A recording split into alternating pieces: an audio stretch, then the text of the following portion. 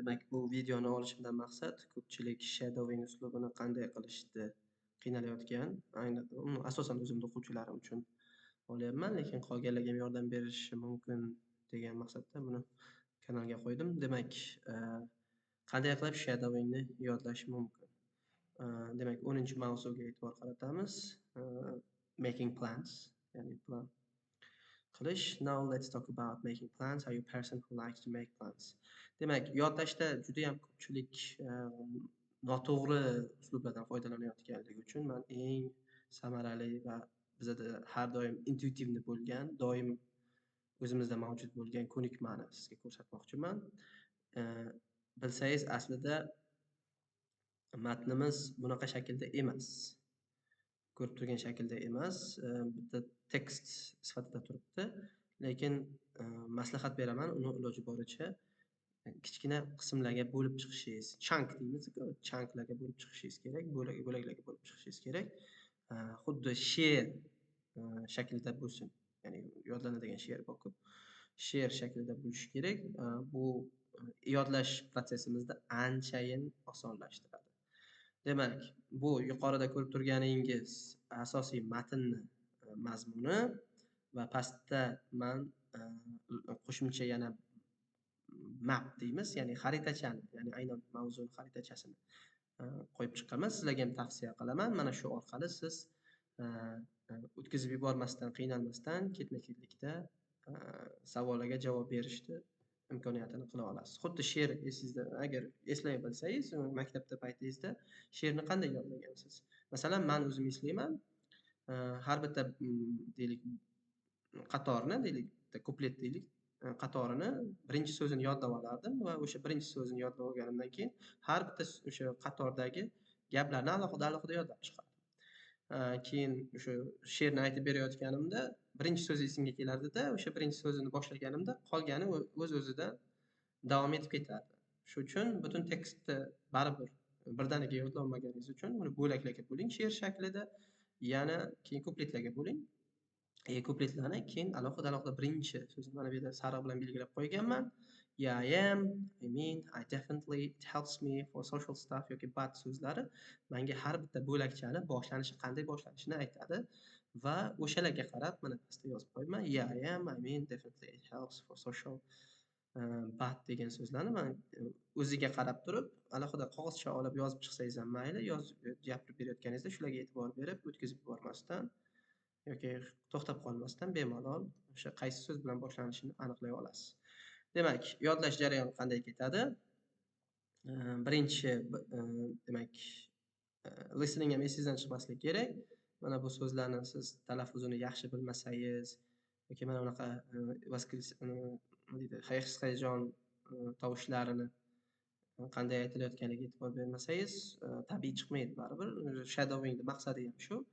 Ya'ni intonatsiyani, ya'ni nafaqat so'zdagi stressni, balkim gapdagi stressni ham qanday aytilishini aniqlab olib, o'sha iloji boricha 100%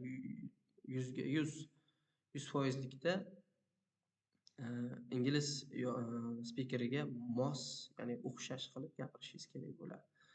Xo'p, shu uchun audiosini ham qo'yishga to'g'ri keladi. Hozir audiosini qo'yaman. Demak, plans. Now, let's talk about making plans. Are you a person who likes to make plans? Yeah, I am, mostly. Demak, gapni boshlanishi yeah, I am mostly. Yeah, I am mostly. Demak, qaytaraveraman. Endi bu osonroq, chunki men bir-ikki marta aytaman, bo'ldi. Lekin qolgan mana bu uzunroq birikmalarimizga ozgina ko'proq mehnat qilishga to'g'ri keladi. Demak, yeah, I am mostly deb boshlar ekanman. I mean, for important things like school assignments or studying for exams. I mean, for important things like school assignments or studying for exams. I mean, for important things like school assignments or studying for exams. I mean, for important things like school assignments or studying for exams. Buni birinchi, ikkinchi, uchinchi marta shu to yodlab oldim degan, qisqacha yodlab oldim degan tuyg'ugacha qaytarib qaraysiz, keyin undan keyin qaramasdan gapirishga ham harakat qilasiz. Men hozir 1-2 marta qaramasdan gapirishga harakat qilaman. I mean for important things like esimga chiqib ketdi. I mean for important things like school assignments or studying for exam. Demak, menda eng asosiy narsa school assignments va studying for exams. Shu ikkalasini yodlasam bo'ladi ekan. I mean for important things like school assignments and or studying for exams. Qaytaraman. I mean for important things like school assignments or studying for exams. Demak, yodlab oldim buni. Qaramasdan aytdim. Bu sizga ana qaramasdan aytib olganingiz o'sha keyingi qismga o'tsangiz bo'ladi degan signalni beradi. I definitely make lists and detailed plans. I definitely make lists and detailed plans. Birinchisini bir marta o'qiysiz, ikkinchi marta qaramasligingiz kerak. Qayta aytaverganingiz sari o'sha miyangizda qolib ketadi. I definitely make lists and detailed plans. I definitely make lists and detailed plans. I definitely make lists and detailed plans. Bo'ldi. Endi ikkita, uchta o'sha kupletni yodlaganimdan so'ng, ya'ni qatorni yodlaganimdan so'ng yana javobni boshiga o'taman. Yeah, I mean mostly. I am mostly. Yes, I am mostly. I mean for important things like school assignments or studying for exams, I definitely make lists of make lists and detailed plans. Okay, like yodlagan ekanman, ayta oldim. Keyingi qismga o'taman. It helps me. I definitely make lists and detailed plans. It helps me stay organized and not feel overwhelmed. It helps me stay organized and not feel overwhelmed. It helps me stay organized and not feel overwhelmed. Demak, overwhelmed. Mana bu so'zni bilmagan bo'lsangiz, listeningda eshitganingizda takrorlang. Demak, it helps me stay organized and not feel overwhelmed. Hope now then I definitely make some lists and detailed plans. It helps me stay organized and not feel overwhelmed. Demak, ikkalasini tepadagi bilan pastdagini bog'layman bir-biriga. I definitely make some lists and detailed plans. It helps me stay organized and not feel overwhelmed. Yaxshi, keyingisiga o'tamiz. For social stuff, I like to have a general idea. For social stuff, I like to have a general idea. For social stuff, I like to have general idea. For social stuff, I like to have general idea. Demak, 3 marta, 4 marta qaytaraman, lekin qaramasdan. Qarasam, u yodlangan emas, o'qilgan bo'ladi. Demak, qaramasdan aytganim yodlayotganimdan dalolat beradi. Xo'p, davom ettiramiz. For social stuff, I'd like to have a general idea. For social stuff, I like to have a general idea. For social stuff, I like to have a general idea. Yana qaytardim. Endi keyingi qismga o'taman. It helps me stay organized and not feel overwhelmed. I'd like to have for social stuff, I'd like to have a general idea. Keyingi qism. But I'm also okay with some spontaneity. But I'm also okay with some spontaneity. But I'm also okay with some spontaneity. But I'm also okay with some spontaneity.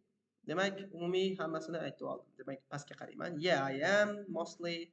I mean, for important things like studying for, like school assignments or studying for exam, I definitely make a list and detailed plan. It helps me stay organized and not feel overwhelmed.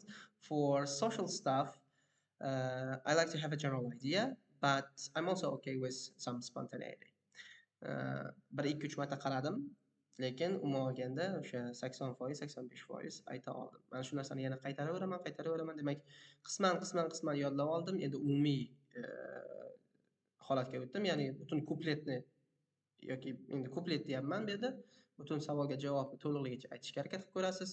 Hech qanaqa to'xtamasdan agar 1-2 marta shu ishni qila olsangiz, demak shu qismni уже siz shadowing qila oldingiz deb hisoblaymiz. Shadowing qilish. Ya'ni bu gal birdaniga boyagi listeningni o'zi bilan birga ayta olsangiz, tovushlaringizni ham moslay olsangiz, demak shadowingni to'liq amalga oshirgan bo'lasiz. E'tibor bering.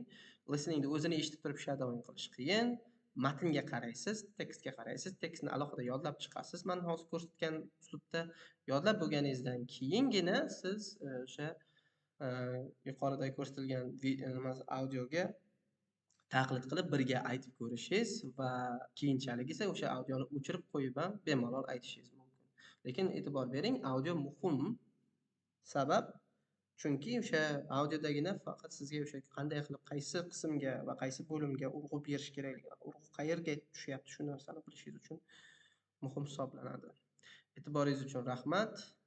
Demak, iloji boricha foydalanishga harakat qiling shu uslubdan. Bu eng oson va eng ko'p tarqalgan uslublardan bittasi. Noto'g'ri uslubda yodlab, o'zingizni qiynab qo'ymang. Bilasiz, qachon siz biror narsaga qiynalsangiz, u narsani imkonsiz yoki ilojsiz deb o'ylaysiz, siz uchun imkonsiz deb o'ylaysiz. Lekin aslida siz foydalanayotgan uslub xato bo'lishi mumkin.